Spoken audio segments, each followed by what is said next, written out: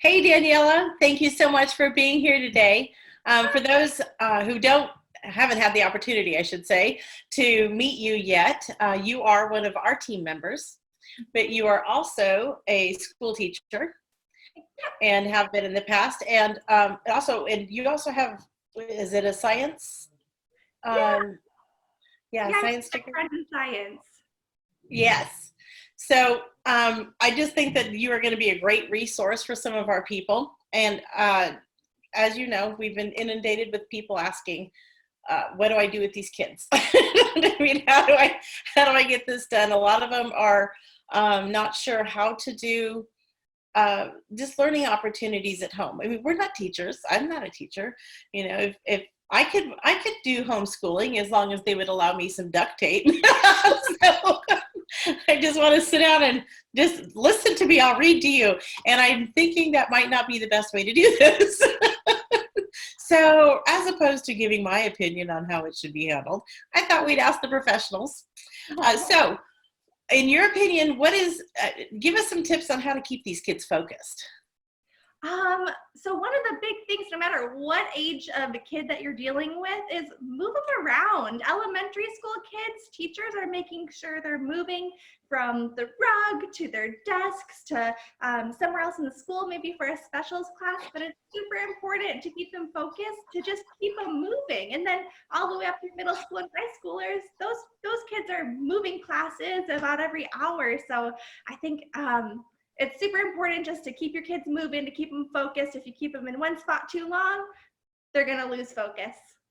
Oh, that makes well, if you keep me in one spot for too long, I lose focus. So that sounds completely reasonable.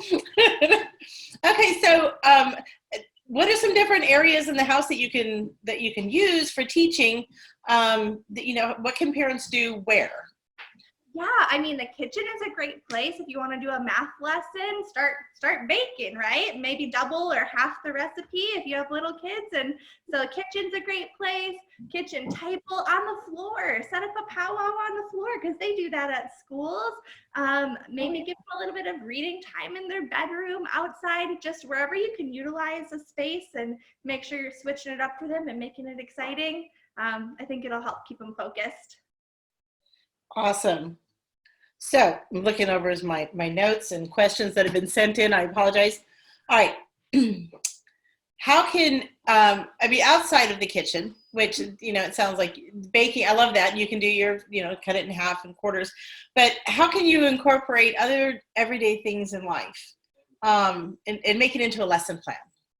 Yeah, I think it's important to just to do something fun and build your lesson plan off of that. So whether it's a silly little experiment or an arts and crafts project, to just take something fun and then build a lesson around that and really just go after it and make it so it's interesting. So they want to learn. Okay. Yeah, no, that makes sense to me. What if they don't want to learn? Learning is fun yet. And you just play. Playtime is awesome time. Yeah. So the most common thing that we are hearing is, how do I keep my sanity and get through this? Do you have any tips? No, I see a lot of my friends on Facebook saying that too. And I get it. I mean, I don't get it. I don't have kids yet, but I think it probably would be a whole lot dealing with them all day long. But right. You know what? Teachers get lesson planning time and they get lunch breaks. So don't feel guilty to give that to yourself. I think that would be my advice, right? Take that time, give your kid a book to read for a little bit, have some silent reading time and take that lesson planning time for yourself. Give your kid something busy to do so you can have a lunch break, because honestly, it's so important for, I think, everyone to keep their own sanity to be able to, right, to effectively teach their kids. Yeah, no, that makes sense. So really, if they want a quiet time, so my duct tape would come in handy then. Just kidding. So I know that you had also mentioned that you had some ideas that we could maybe share with some parents on just some fun activities that are learning activities as well. Were you able to come up with anything? Yeah, there's so many fun activities out there, but I just brought a really quick one today.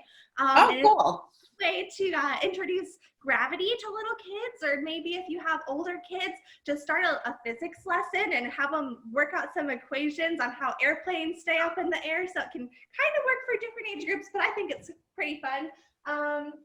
All you need is a blow dryer and a small ball, like a ping pong ball would work. So hopefully you have something around the house, but really any type of lightweight ball. I decided to kick it up a notch today because that's what I do. So back up this camera and I got my leaf blower. Oh, fun. So we're learning about gravity. That'd be quite the hair blower too. No, I get ready real quick in the morning. All right.